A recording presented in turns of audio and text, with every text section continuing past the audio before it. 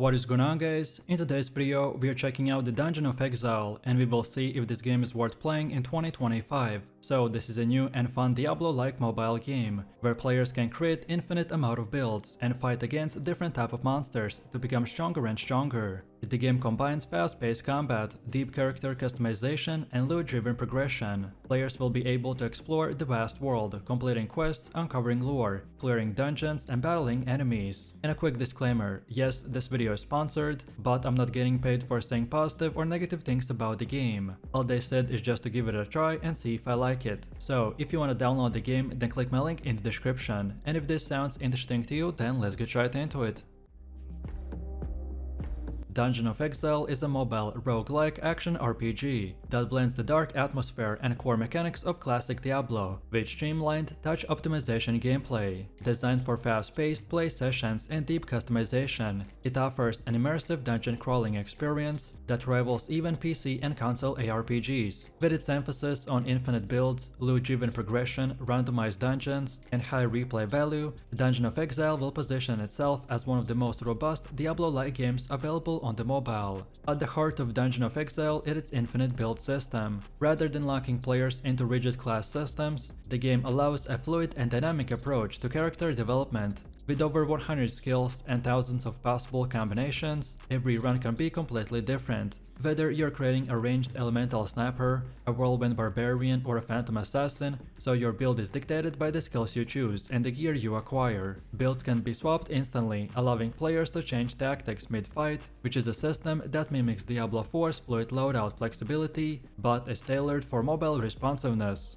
The game currently features two main classes, the Ranger and Barbarian, each with distinct playstyles, while Barbarians bring brute strength and close-quarter devastation. A third class, likely a Necromancer, is also expected at the full release, expanding the strategic possibilities with summoning and dark magic. Like in Diablo games, these classes aren't just defined by the stats, but also by how you choose to combine the skills, gear, and the passive enhancements. Combat is streamlined for mobile, with auto attacks triggering when the enemies are near, and swiping used for the movement. This makes the game accessible while still offering a high skill ceiling in advanced dungeons and boss fights. The game's visual feedbacks, from the meteor storms and the blade tempests to the satisfying wipe of a full screen of enemies, will deliver that classic ARPG thrill with a modern polish. Then, as far as progression goes, it is tied to both character level and the increasing power of your gear. The game includes a massive amount of gear types, from the legendary items to set gear, ancient gear, and powerful weapons. Each item can come with unique affixes and effects that drastically alter the gameplay. The reforging and extraction system also allows the players to fine-tune their gear by modifying stats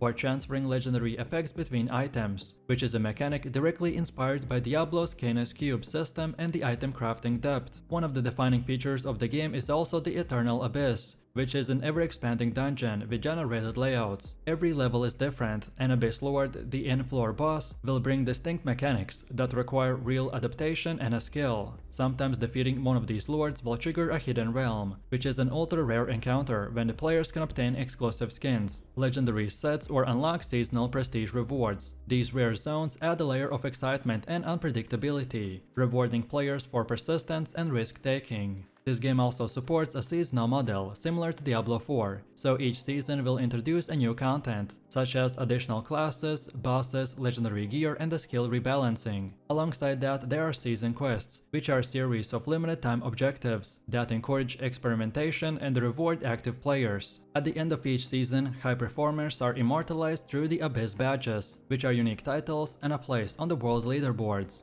These competitive aspects give the game an ongoing challenging loop that incentivizes players to keep improving their builds. For those who enjoy a more passive experience, offline rewards is a feature that lets players collect experience and gold while away. When combined with how many stages you've cleared, then this makes Dungeon of Exile a flexible game, where you can engage with it both actively and casually. This system allows you to progress without needing to grind endlessly, which is a major plus for mobile gamers.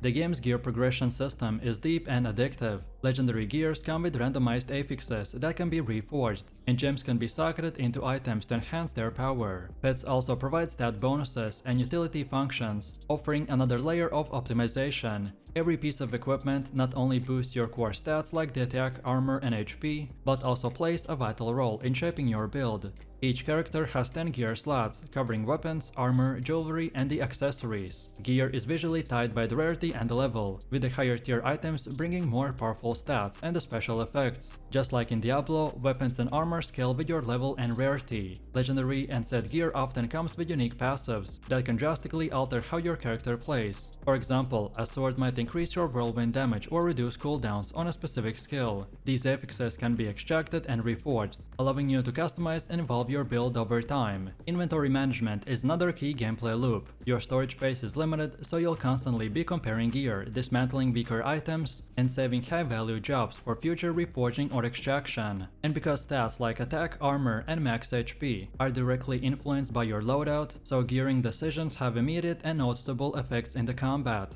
You'll also notice that some gear is restricted by the level, meaning that you're constantly pushing your progression to unlock new equipment tiers. This progression curve keeps that loot satisfying, and like in Diablo, upgrading from blue to purple to orange gear is a big moment. What makes it even more compelling is how each item slot contributes to your larger build puzzle. Whether you're focusing on boosting damage, improving survivability, or enabling specific skill synergies, the Dungeon of Exile ensures that gear is never just about numbers, it's about identity, strategy, and customization. Dungeon of Exile also includes a robust gem system, allowing players to socket enhancements to modify stats like the resistance, increase damage, and even utility effects, like movement speed or the cooldown reduction. Gem synergy plays a major role in the late game, and players must decide which combination will yield the highest efficiency. The Dungeon of Exile features a skill system that will feel instantly familiar to the fans of Diablo games. Each class has access to a skill tree with both active and passive abilities, branching from basic core skill into powerful specialized paths. For example, the Barbarian starts with the Bash ability, which can evolve into various combat-focused enhancements like the Slash, Quick Cut, Frenzy, and the Hatred. These skills are visually represented into a branching progression tree, letting you build out a character that suits your exact playstyle, whether that's a single target, AoE carnage, or defensive utility. You spend skill points to unlock and upgrade abilities, with tiered options that deepen the build variety. The system supports meaningful decision making, so you do need to invest heavily into one of the skill lines to maximize damage, or diversify across multiple branches for tactical flexibility. At the bottom of the UI, you can also see your equipment skills. These are the skills you will bring into the battle and can be swapped depending on your current build or the dungeon challenge. Just like in Diablo games, synergy between skills, gear affixes, and gems can unlock devastating combos.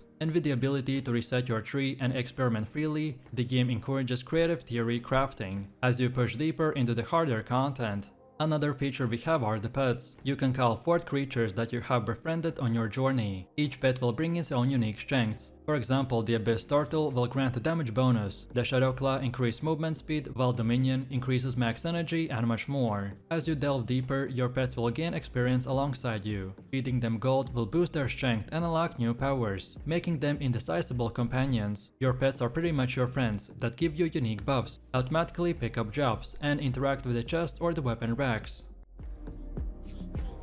Next, we have Extraction System, which allows you to pull up unique effects from the legendary items and apply them to the other gear, essentially creating custom hybrid items that support your personal build. This, combined with the set gear bonuses and ancient gear enhancements, will create a rich ecosystem of loot and build optimization that encourages deep tier crafting. Then the in-game skins and cosmetic rewards are unlocked through the achievements, events, or encounters in the Hidden Realms. These cosmetics are not just visual, many will come with minor gameplay benefits or prestige value in the community. Skins, especially those tied to seasonal events or the ranking achievements, will offer long-term goals for collectors and competitive players alike. As difficulty increases, so does the strategic depth. Higher level dungeons introduce more complex enemy patterns, elemental resistances, and traps. Players must optimize both offense and defense by balancing burst damage, crowd control, mobility, and survivability. These harder dungeons offer better loot, but also require better builds and tighter execution. The rank leaderboards will track global progression across several categories, including the speedrun times, highest dungeon floor cleared, and the Abyss Lord defeated. The seasonal resets keep the competitive field fresh, and each season's meta will shift as the new skills and gear are introduced.